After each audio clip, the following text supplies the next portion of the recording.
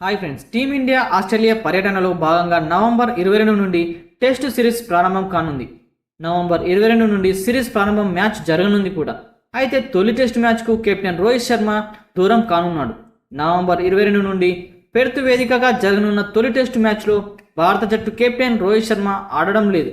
అయితే అతడు ఇటీవలే రెండోసారి తండ్రైన సంగతి అందరూ తెలిసిందే. ఈ క్రమంలో తన కుటుంబంతో కొంత సమయం గడపాలని కోరుకున్నట్లు బోర్డుకు తెలియజేశాడు.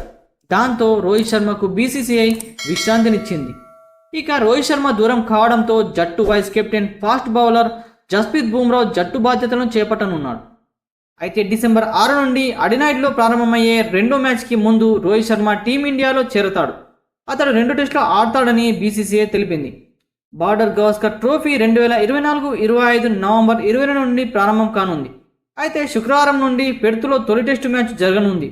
ప్రపంచ టెస్ట్ ఛాంపియన్షిప్ ఫైనల్కు చేరుకోవాలంటే ఆస్ట్రేలియాతో జరిగే ఈ 5 మ్యాచ్ల సిరీస్లో టీమిండియా 4-1 తేడాతో విజయం సాధించాలి.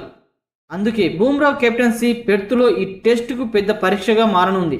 ఫ్రెండ్స్, మరి ఈ సిరీస్ని ఇండియా టీం సాధిస్తుందా లేదా అనేది కామెంట్ బాక్స్లో కామెంట్ చేయండి.